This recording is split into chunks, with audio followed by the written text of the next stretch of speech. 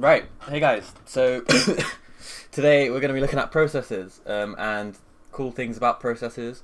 This won't be exhaustive. There will be stuff covered in other sessions as well, but yeah, let's just get straight into it. Okay, so when we talk about a process, we're referring to a program in execution. Now, the operating system executes a bunch of different programs. You're probably running a few 10 or 20 right now, background tasks, and a process is just one of these programs in execution.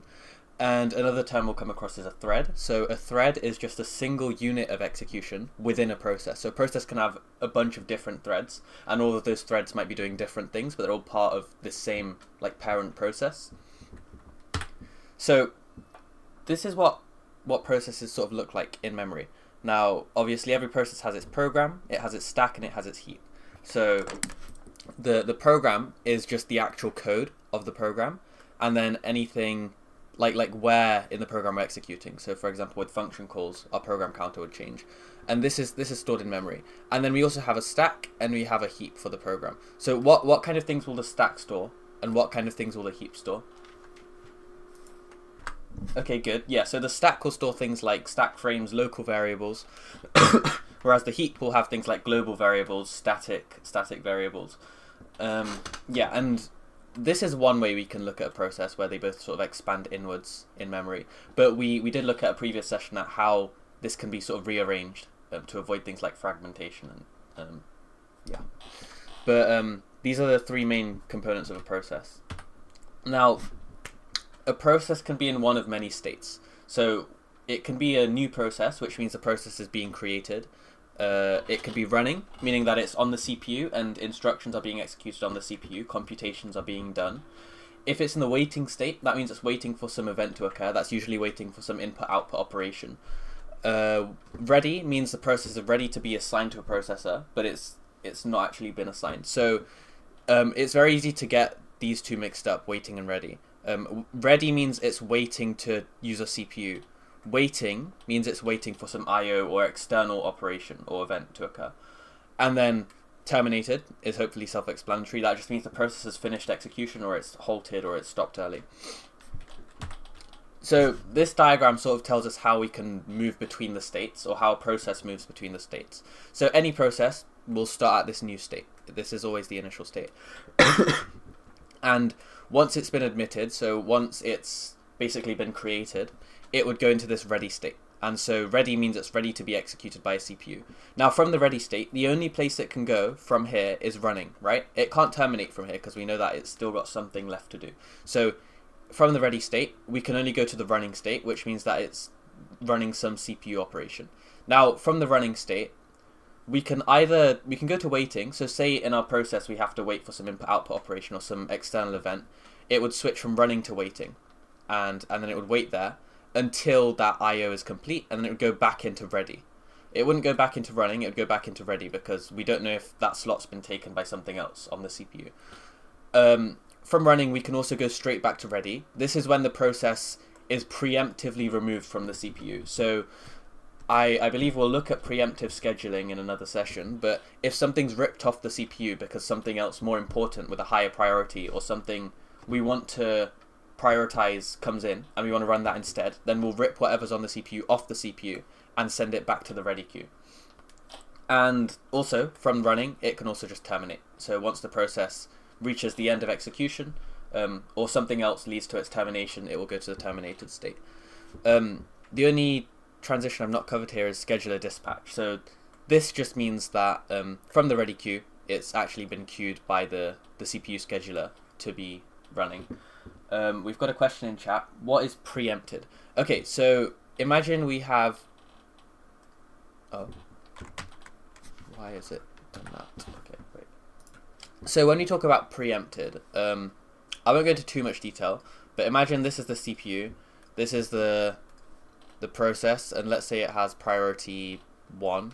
Actually, yeah. Let's say this has priority 1, and then this process has priority 3, and this process has priority 5. Now, the higher the priority, the more important it is. Now, let's imagine these two haven't been created yet. We've only got this priority 1 process. The scheduler will assign this to the CPU. Then, if this priority 5 process comes on, we might then our scheduler might say, hey, we want to stop executing this and focus on priority 5. So in this case, process 1 has been preemptively removed. It's been removed before it's finished using the CPU to make space for something else to use that CPU. So that's an example of it being preemptively removed. And that's shown in this transition here, where even if it's running and it's still got something else to do on the CPU, it's ripped out so something else can be assigned to that CPU. Hopefully that makes sense. Okay, so now I want to talk about process control blocks. Now every single process has its own PCB, process control block. And this is a data structure which is in the kernel, and it contains information about each process, metadata about each process. So things like the process state, so we've looked at the different process states, program counter, so where the next instruction to be executed is, the CPU registers that we're using, CPU scheduling information, things about memory management, I/O management, what resources are in use like CPU, time, memory. All of this metadata stored in what we call the process control block, and this is just that data structure. It's a kernel data structure, so it's not just stored normally in memory, it's at a very low level, and the operating system stores this information about every process. Okay, so in terms of creating processes, there's different ways that processes can be created, but they all typically come down to this. A parent process will create a child process, and so that child process can then create other child processes, and so on and so on. So if we have our operating system, this might create different processes, things like, if you're on Windows, maybe things like Windows Explorer, Windows Defender, and our operating system can also create processes for things like web browsers, things that you'll generally use or consider a process, and then those processes can create little sub-processes as part of those. You can also see, if you open like Task Manager, you can see a drop down on different windows, and it will show you the different processes that those windows are creating. So a window is just like an abstract group of processes, but more often than not, like if you have something like Google Chrome and you have a bunch of tabs open, each tab will be in its own process, or possibly multiple processes per tab. And so that's just something to consider, and we can abstract it out as like a tree data structure where we have a parent process, and then each process has those child processes. Now we can identify each of these different unique processes with process identifiers, or PIDs, and every single process will have a unique PID. There'll never be two processes with the same identifier. So even if we have like that's sort of self-explanatory. So this will never be the same as this. This is just So the idea is these parent processes will create those child processes. Okay, now between those parent and child processes, there's different resource sharing approaches. So there's 3 ways that a parent and child's resources are usually shared. Now, when I'm talking about resources, memory, I/O, CPU, those are the kinds of things I'm talking about. So the 3 approaches are either the parent and the children can share all of their resources. So all of the memory that the parent has, they just allow the children to use as well. Same with I/O, same with the CPU. The second option is that the children share a subset of the parent's resources, and this diagram sort of sums that up well, where this green circle is what the child's using, and the blue circle is the parent's allocated resources. So they use a subset of those parents' resources. And then the final approach is that they just share no resources. So the child has its own set of resources, the parent has its own resources, and they're just allocated separately. So these are 3 approaches, and it's up to the process and up to the context of what you're actually trying to do that will decide which of these approaches you want to take when you're coding an application, for example. Hopefully those 3 make sense. Now, in terms of execution with parent and child processes, we can either have the parent and child that execute concurrently, so they both do things at the same time, or we might have the parent wait until children processes terminate before continuing with its own execution. And this again depends heavily on the context of the application and what we're trying to achieve. Now, a good way I like to sort of visualize this is with Git commits. So if each circle here represents a Git commit, and this is the main branch, we might have a child process, which is like a branch off this main branch, and then another commit and another commit, and then this gets merged back into main. So this would be an example of the parent. This would actually be this. An example of the parent waiting for these commits on this like side branch before continuing with its own execution. Then the example of the parent and the child executing concurrently is where we might have two people branch off this main branch, and both people are working on things at the same time on their own branches, and they're not sort of interacting with each other. So those are the two approaches between execution when we have these parent and child processes. Now, that's how the processes are born, but we can't have life without death. Process termination. There's two ways a process can terminate, and we have exit and we have abort. So let's start with exit.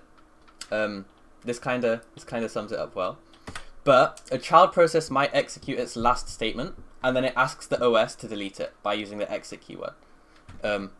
So essentially, if a process is done with whatever it needs to be done with, it will just say, okay, I'm out, bye. And any data that needs to return back to the parent process, it will just send back up to the parent. So if this is the parent process, this is a child process, the child process will just end itself. Well, before it does that, it sends any data about it back to the parent, and then it just, exits. And then the child's process resources will be deallocated by the operating system, not by the parent, by the operating system. So that's exit, and then we also have abort. So this is where the parent process chooses to terminate the child process. It kills its child, right? So it could be due to a bunch of reasons. So maybe the child process has exceeded the allocated resources it's allowed to use, or whatever we wanted that child to do, we don't need that child anymore, so we can kill it. Now, if the parent is exiting, some operating systems don't allow the child processes to stay alive. So they don't allow us to have this parent die and these child processes to stay alive. So no orphans, basically. And so the operating system might kill those children recursively. And we call this cascading termination. So again, if you think back to that tree data structure, you might use something like a pre-order traversal to make sure you kill those children first before killing the parents. No, that wouldn't be a pre-order, would it? It would be a post-order. Yeah. But this is essentially, abort is where the parent kills the child, and exit is where the child kills itself. Yeah. That's everything. If there's any questions, let me know. But hopefully that was quite explanatory. I didn't want to go into too much detail because a lot of the other sessions will cover how things like concurrency work, etc. But hopefully that was clear. Okay, since there's no other questions, I'm going to end the session here. Thanks for watching. Drop any comments down below if you're unsure about anything or have any questions. Be sure to subscribe. A lot of people are not subscribed. I would pull up some fake inspect element stats, but subscribe, guys. See ya.